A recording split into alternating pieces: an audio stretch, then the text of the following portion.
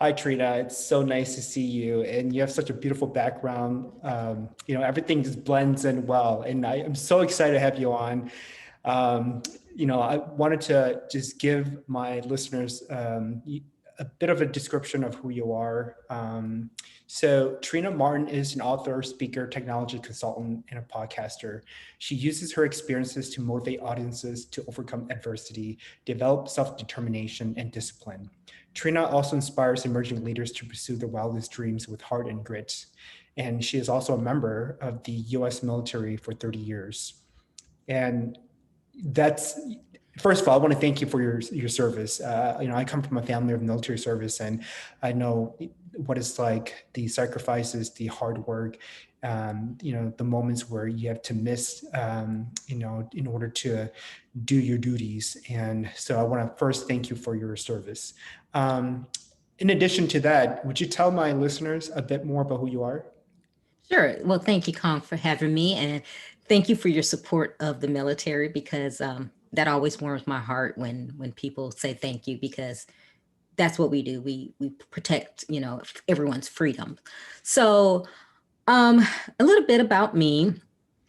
As you said in my bio, I'm an author, speaker. I actually am recently retired from the military. I did over 30 years. I was a U.S. naval officer.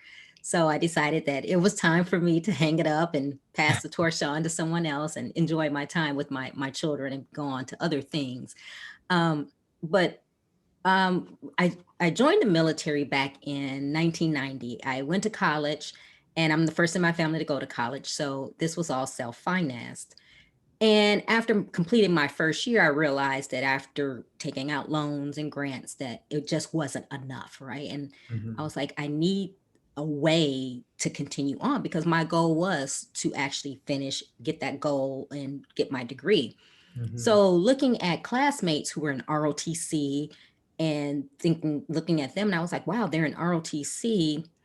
I didn't want to go into ROTC, but then after talking to many of them, they said, hey, not only am I in ROTC, I'm in active reserves. So I do my duty once a month. I get the GI Bill. I get a little reserve pay, that helps me with school. And I was like, okay, great. That's what I want to do. Mhm. So in 1990, I ended up enlisting as an E1. So for those who are not familiar with military speak, that is the grunt, the lowest person on the totem pole. So that was me. I signed up, and it's a funny story. So recruiters, everyone who's been in the military, they'll tell you about some kind of story with a recruiter, right? So recruiters in military life are kind of like the used car salesman. They'll Mhm. do anything to get you to sign on the dotted line. And if that means going to your grandmother's funeral or coming by and helping you wash your car, as long as they, think they're going to get you in, they're going to do it. So I went to this recruiter, Army recruiter, who was working the area of the university and told him, I wanted to join and, I needed a way to finance college, things like that. And he said, oh, okay, great. And he said, we're going through the occupation list. And he said, well, I have this job here and it has a $20,000 bonus. I said, oh, wow, great. That's, I'm 19, I'm poor. I'm like, that sounds great. $20,000. What is it? He's like, it's chemicals. I was like, oh, a chemist. I'm going to be a chemist. I'll have a white coat. I'll be in a lab. He goes, that's exactly what you're going to be doing. Yeah. So, fast forward, I sign on the dotted line. I get in and I find out that this occupation wasn't being a chemist, it was being NBC, which is nuclear biological chemicals. So that's the person who's actually making and going into places that have been bombed. So if you think about 1990, Desert Storm was going on, right? We had the Saddam Hussein regime and we didn't know if he had biological weapons. So that's what I was trained to do. And I was like, oh my goodness. I got called up to go to Desert Storm, and at the last minute, they ended up not needing me. So I did 3 years in the Army and then transferred over to the Navy and worked my way up from there. And I was enlisted 14 years and then ended up getting my commission as an officer. And here I am 30 years later. Wow, that's incredible. What a powerful story. And of course, you're working in IT and technology. What inspired you in this field? Oh, wow. So I went to college and I got my undergrad in computer science. Mhm, So you think about in the early 80s, it was all kind of new, especially for someone me. I'm from inner city Chicago. I mhm, wasn't exposed to computers, anything like that. I ended up going to a technical high school, the um, number one high school in Chicago that was a technical high school. And that's where I was introduced to technology and computers. And that's where my love was. I was like, wow, this is great. I can actually make something, do something. So, writing code and being able to program and see that you can make a system do something, that's where my love came in. mhm. And from there, I decided to go to school to get my degree, and I ended up working in the IT industry, being actually a computer programmer for some major corporations, programming and maintaining their multi-million dollar systems. So that is my love. I am a geek at heart. I love that. It's great that, we have, um, more people of diverse backgrounds in these types of fields, and I think that we're doing a disservice when we aren't represented. Yes. And so I think that you're doing a great job in this arena and inspiring others to follow suit. When it comes to inspiring people to fulfill their dreams, what process do you use? I think about myself. I had a pretty difficult road because I was the pioneer. Like I said, I was the first in my family to go to college. Mhm, And basically my whole life has been me doing things that I didn't have modeled for me. So when I mentor and inspire others, I think about those things and I want to help the person that I'm mentoring get further ahead and help impart on them any wisdom that I have to help them, because I remember that when I was going through, I didn't have it. So I learned a lot of things mhm, the hard way, on the fly, the school of hard knocks, whatever you want to call it. So I guess my gift back is to help other people to achieve their goals faster mhm, and use my expertise and my wisdom that I've learned along the way. mhm. Wow, that's amazing. So it's really leveraging your experiences and knowledge and skills and helping those that may have came from the same background or similar background as you. I can relate to that because I also am the first generation of my family to go to college. And my parents spoke no English. They were political refugees of the Vietnam War. And Mhm. so growing up, I didn't learn how to speak English, and I learned it in school. And there were so many challenges as it relates to learning the English language when English isn't your native language, and also the cultural differences as well. And so I think that it's great that you're using your knowledge and expertise and experiences to really impact people's lives, and that's incredible. Of course, the show is about purpose and meaning. Mhm. I'm curious to find out, how would you define purpose, and what does it mean to you? Purpose, for me, purpose is what you were created to do. Mhm, So we all have a purpose in life. God created us all for something, and if you didn't have a purpose, you wouldn't still be alive today. And that's my belief as a Christian. Um, so that's how I define it. It's what you were put here to do, and we weren't all put here for the same things, and we all don't have the same talents. And it's funny you asked that because I use my daughter as an example. My daughter is an artist. She draws, she paints, she does photography. She's just brilliant.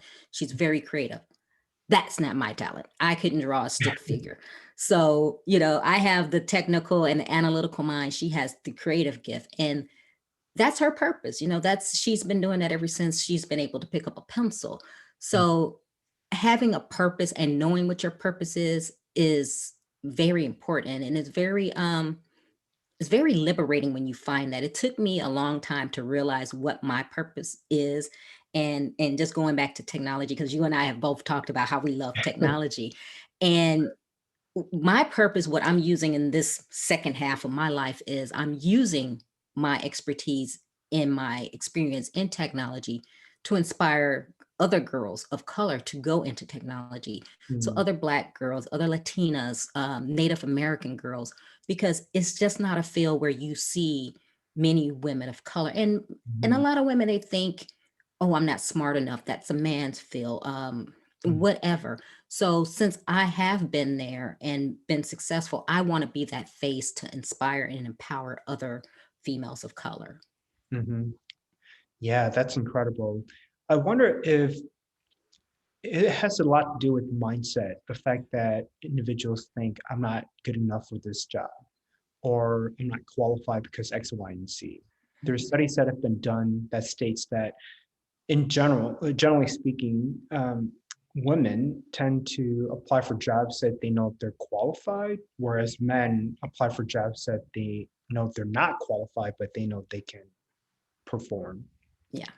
And so I kind of wonder if it has to do with the way in which society treats male and females, men and women differently. Hmm.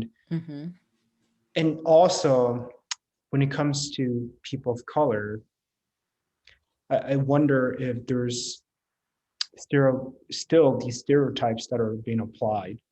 Of course, maybe it depends on, which part of the state you're in or part of the country you're in. Do you have any insight on any of those topics? Yes, yes, and exactly. And it's something that I often ask myself too, because it is not only is a mindset, it's a societal stereotype, if you will, because there are, like, I look at, the IT industry, and I was doing the research on tech and STEM, they call it STEM now, Mhm, but women are still underrepresented, and women of color are even more so underrepresented. And you would think, how is that possible in 2021? But it is. And it is because either they didn't have someone modeled in there for them to show them the example, and they're just looking at what they see on the outside. So if they go to some big companies, let's say, and I don't know if this is true, but let's just say I go to Google and I'm a young female of color who I've never seen anybody in positions like that, I'm probably going to see a majority of white males in that position.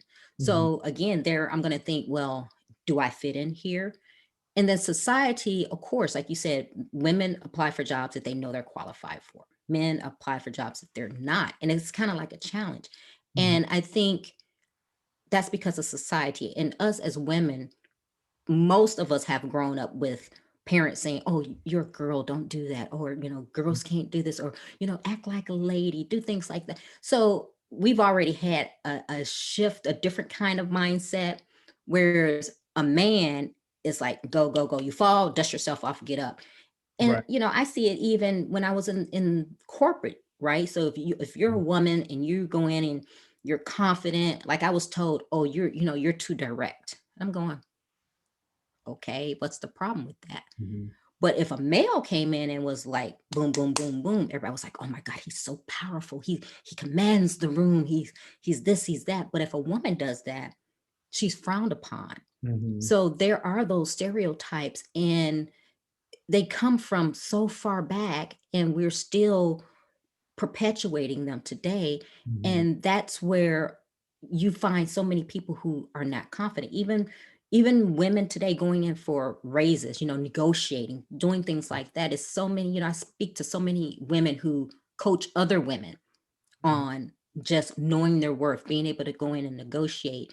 And I go back and I think about that during my career, how many times, in the military, that maybe I was passed up for an award because I was a woman, or I wasn't so boisterous out there, or in corporate America when, I wanted a salary raise, I had to go in and say, oh, I need this, and this because I do XYZ. But you know, John Doe over here could just say, hey, you know what? I need a raise. And they're like, okay, yeah, good. Yeah.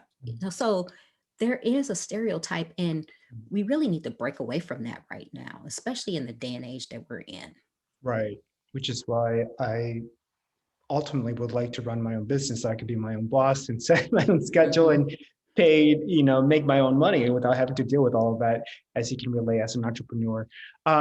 So I like the notion that you brought up around how there's still disparities within racial groups. And I have a passion in diversity and inclusion. And I'm beginning to think, do you think when, for example, if I were a hypothetically speaking, a woman of color, and I'm asking for a raise, and my boss is contemplating that whether I should get a raise, and I'm internalizing all of the conversation between my boss and I. Do you think people of color, and especially women who are also people of color, do you believe that they have this internalized self-worth, or like a level that they often tap into and say, okay, so this is what I think I'm worth, X, Y, and Z. So I kind of wonder if it's more like an internal conflict than it is external, when they're saying, I'm going in for a raise, but at the same time, I don't know if if I'm deserving of that. So because they believe that they're not deserving of it, that they almost hinder the request and No, prevents them from getting a raise. Or is it it because their boss, who may be a white male, perceives them as not qualified because of all of these stereotypes? so here it is for me. So it's not that someone of color doesn't think that they're worthy of it. We know, and we know we're worthy of it, Mhm. but it's the fact that we know we have to fight harder for it and have more proof.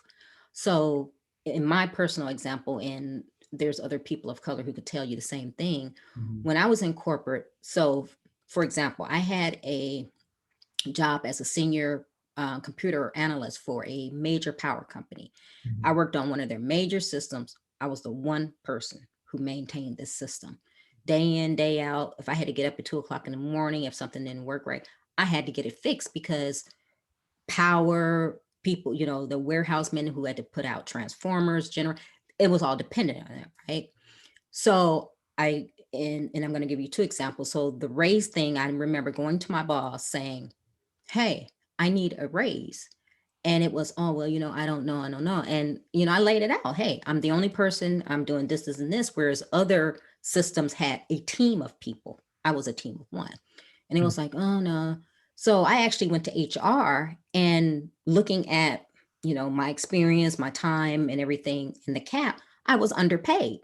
Mhm. And HR told me that. So I go back to my supervisor with this information. And they're like, well, we have to see, it was like every excuse, well, this, that, and the other. Mhm. And it's like, why do I have to fight over that? Right. So fast forward, when I was getting ready to leave the company to go back to active duty. And before that, I was saying, okay, I need help. I need another person to work this system with me. Nobody will, oh, well, we don't have anybody, we can't afford anybody, blah, blah, blah. Okay. Mhm. I left. And it's funny because I kept in contact with one of my coworkers who worked another system. And the person who succeeded me to take my place, shortly after he got that position, which he was a white male, he Mhm. said, I can't do this alone. I need some help. So Mhm. my friend, who was also a white male, said, hey, Trina's been saying that for years and you guys didn't help her. You didn't give her anything. Right. So that's that's always in the back of a person of color's mind. It's not that you don't feel that you're good enough, it's that it's going to be a fight. Right. So Yeah. that, okay, even though I know I'm deserving of a raise or I'm deserving of having someone help me, Mhm. it's going to be a fight, it's going to be a battle, because they're going to give you every excuse Mhm.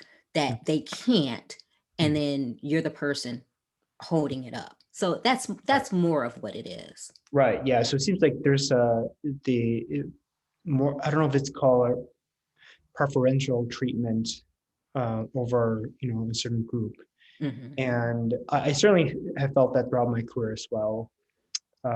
Being a person of color myself, Hmm. and there's these stereotypes that are brought onto me as, oh, he's Asian, he works hard, we'll give him all these responsibilities. And then when I, took a PTO for 2 to 3 weeks, my responsibilities were delegated to another team member. And it was at a time when we were really slow, in the business, and this team member couldn't even handle all of the work that was on my plate.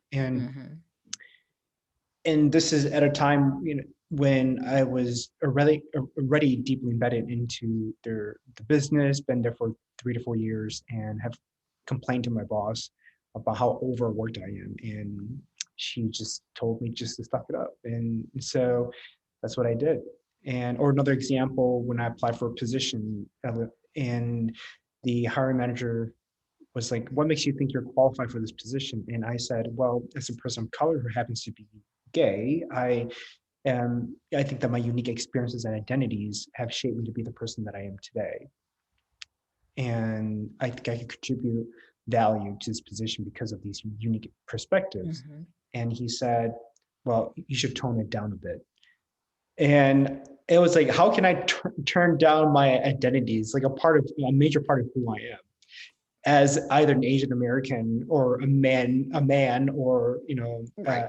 a gay out male, right? Yeah. And so these are just these identities that are embedded within my DNA, and he's asking me to eliminate a part of that. And it so unfortunately, these things still go on in the workplace, and it's disheartening. But we're also seeing a lot of organizations and companies are stepping up and creating diversity inclusion positions, you know, and filling these leadership positions with people who are talented and have deep expertise in it that can really lead the organization forward to creating a more inclusive culture. So at least we're making some progress in that, Right. while recognizing that there's still a lot of work ahead of us in this space. So let's move on to the next conversation. I'd like to dig a little bit more into your entrepreneurship. Well, first of all, I think you wrote a book, did you? I did. I did. Yeah. So tell us more about the book. What inspired you to write it, and what was your process around all of that?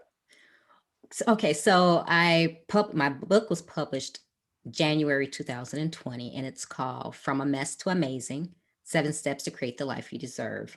And 2020, we all know how 2020 started out. So Right.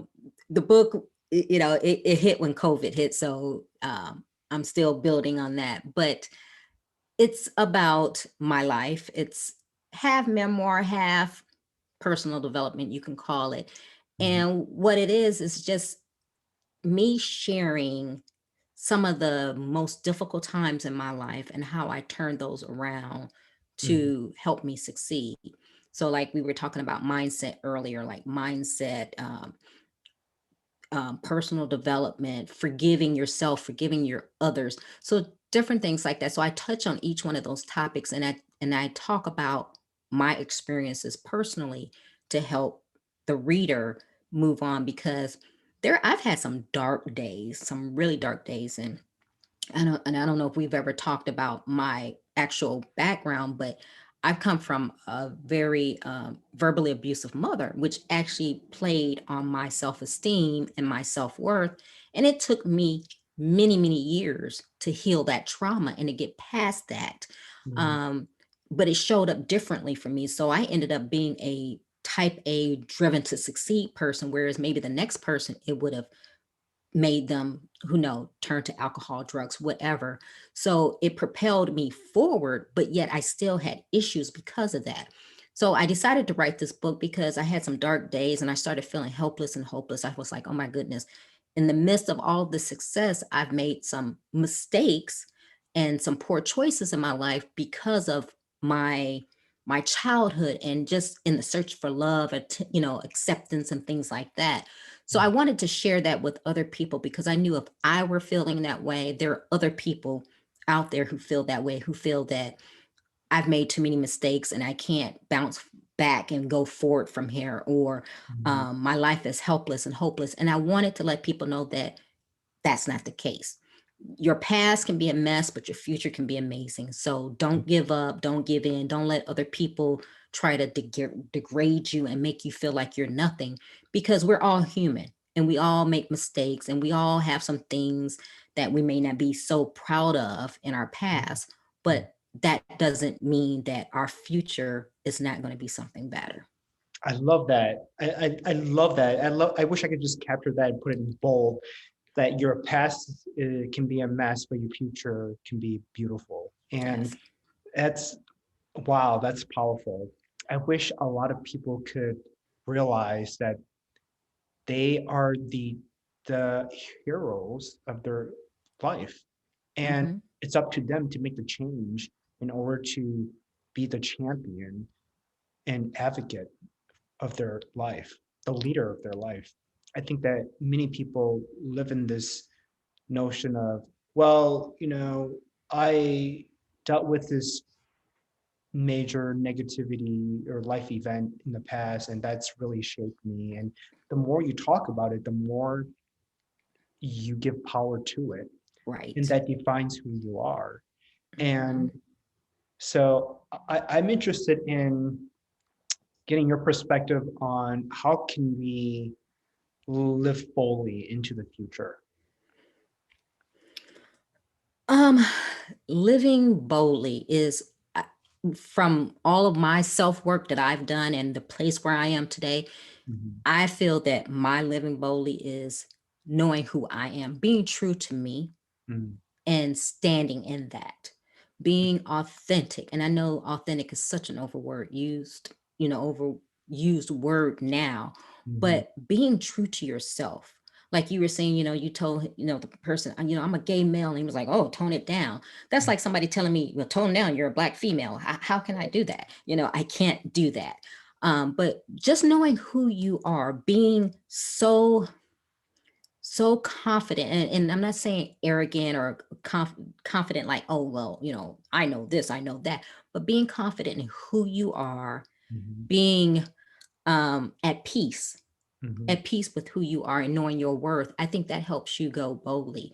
And again, I had to do a lot of self work, and it took me a lot of years, because I didn't want to be that person who was saying, oh, well, because I was this in childhood and I was treated this way, I was treated this way, because it is an excuse. And Right. not saying that it's not valid, and it does play on you. Even to this day, I can hear some of the, dehumanizing things that my mother has said to me, but Mhm. I'm determined to move forward because I know that her words are not me. They don't dictate who I am. And I know where I am now and where I'm trying to go.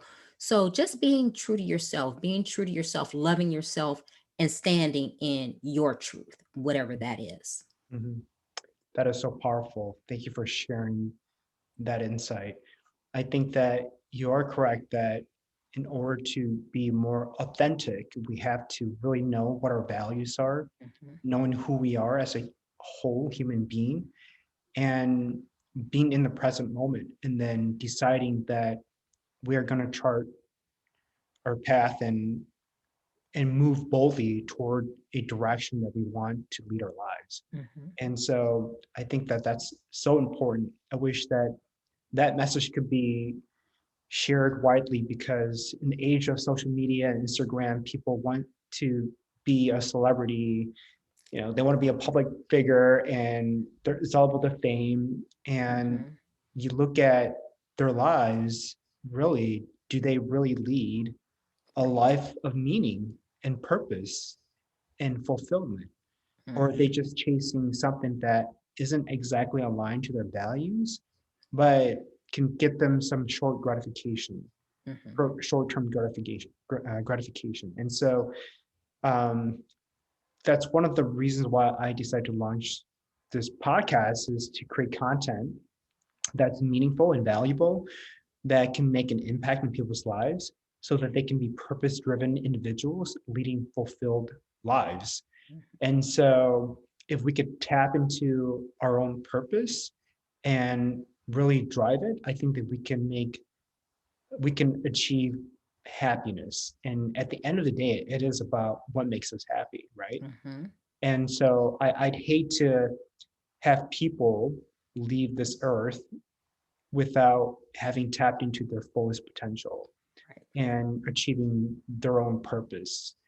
Because I believe wholeheartedly that we have a creator. I don't know what it is, but we have a creator that created us, and we have a mission to fulfill whatever that responsibility that this creator had um, bestowed upon us. And so Mhm. it's important that um, in moments of difficult times that we are reminding ourselves of our purpose. Speaking of difficulties, how do you push through challenging times? Do you have a set of practices that you incorporate into your daily activities?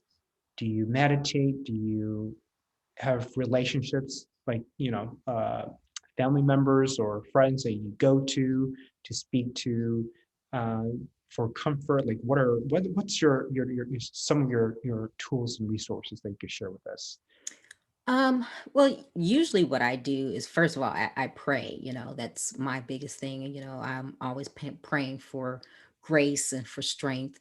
But I have a brother that he and I are very close and we speak several times a week. He's in Chicago, I'm here in Texas.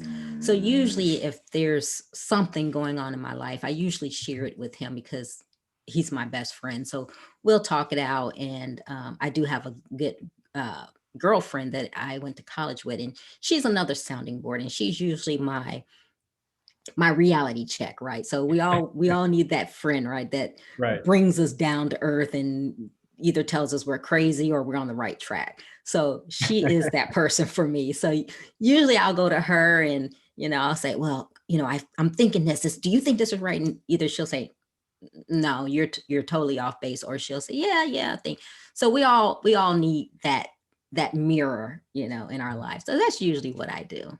Mhm. Yeah, that's great. I think it's so important to have those types of relationships that you can go to and lean on for support, because we are, at the end of the day, human beings looking for connection. And without connection, I think that it would be very difficult to lead a life that we really want to lead. And so Mhm. I'm happy that you have a system that you can tap into.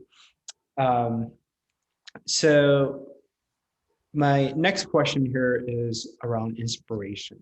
Obviously, life is there's always going to be challenges and in difficult times. And how do you find inspiration in your own life? What wakes you up? Gives you a smile, and how can you tap into some of those positive energies in order to live more fulfilled? That is a good question. What I usually do to keep myself inspired, I stop and I get still Mm, and I look around and I think about where I came from, where I am now. And I look at my children. I have a 15-year-old and a 13-year-old, and they're teenagers and they're every bit of what a teenager is right now. But for the most part, I look at them and they're my purpose, and they make me happy because mhm, um, they're just they're so inspirational, and they're a different generation, of course, than me. And like I was talking about my daughter and how she's so creative, but I mhm, just look at them and I see such possibility in them, and I see um, just such goodness, such humanity, and I have to say I've been blessed. I'm very, very, fortunate to have the children that I have because they are good people, and me and their father are raising them to be good humans, and they are. And that makes me happy. But just being grateful, I guess you could say, just thinking about where I am in life and what I have. And I don't mean material things and I don't mean money, but when you think about, okay, I have my health and my strength, people around me that I love are doing well, they're not sickly, that's that kind of inspires me to keep going because I know even though I may be having a dark time or a difficult time at this moment, I know that there's better to come. So that inspires Mhm. me. That's beautiful. Yeah, I mean, what a great way to look for inspiration than, looking at your own, um, children and seeing in their eyes inspiration, and that empowers you to be, at your best self. Mhm. That's it's so nice to hear that. So you're also a podcaster like me, and you interview business leaders, business owners, entrepreneurs, influencer around the world about how taking action can really transform people's lives. If there's one or two common themes that you could pull out of your conversations with these folks, what would they be? Um, Common theme and when I on my show, I love to ask people about their successes as well as their failures. And the Mhm, common theme that I get from everyone is they have failed. mhm, They have failed and they're not ashamed to talk about it. And as you alluded to earlier, we have this instant gratification. We have social media, and mhm. I talk about people living their Instagram best life because that's what people they look at the Instagram. Oh wow, and you really don't know what's going on because people we all take the pictures and you can make them as pretty as you want to. Right. But the common theme is people have gone through things, whether it's failing in business, going through something in life. We've all had some kind of failure. Mhm, And that's what I love to hear when I talk to people. And I love it when people are just honest because, we want to think that everything's perfect. We want to think that the person that we may see as successful as, oh, they never had any problems. They did everything right, mhm, but they didn't. mhm, They had some stumbling blocks along the way. Maybe they had failed businesses. Maybe they lost all their money and they had to rebuild their life. But we all have been through something. And that is what I like for people to know mhm, that there is, it's okay to fail. It's okay to go through things. It's okay to pick yourself up and dust yourself off because it's not going to be, rainbows and whipped cream all the time. mhm. So that's the common thing is that hearing the failures from people. Right. Yeah, I completely agree with you on that. I mean, I obviously have failed throughout my career as well, both big and small moments. And what I've learned, and I actually grow from my biggest failures, Hmm. and that gives me meaning and injects energy into my life and wakes me up and say, oh wow, that is such a learning opportunity, and I'm so thankful for that. Right. And I think one thing that I'm beginning to focus more often is shifting my mindset into a positive state. So, for example, during this pandemic, instead of asking the question, why did this happen to us? Start asking the question, why did it happen for us? Right. And what are the opportunities that we can take away from it? Yeah. Well, guess what? I launched my own podcast. Yes. And that's great. The pandemic gave me opportunity to launch my own podcast. I had more time to focus on my podcast rather than traveling, spending time in traffic, going to and from work. And so we have to find the silver lining in everything in order to have more gratitude and live more purposefully. Right. And I think that going back to the notion of failure, it's important to have that. That's part of life. That's part Hmm. of the process of success, Right. of living purposefully, um, finding happiness. Not everything's going to be going the way that we want it to go. And so it's important to, again, step back and reflect on, why do we fail, and what are the learning opportunities, and how can we be better at Right. it next time so it doesn't happen. But if an individual continues to commit the same, you know, failure, then there needs to be major assessment Mhm. in that particular individual. So there's that point to make. Right. Um, that's great. So, in terms of entrepreneurship, what other concepts or advice could you share with my listeners in terms of launching their own business and ensuring that they're on the right path in doing so? You touched on it a few minutes. I'm like you, like a lot of people are like, "Oh, I can't wait for 2020 to be over. This is where," but I actually enjoyed 2020 because it made me stop. Mhm, I pivoted my business and doing so many great things. And mhm, I would tell anyone right now, this is your time. Get mhm. out there. If you want to start a business, if you want to write a book, whatever, this is your time because the world has slowed down.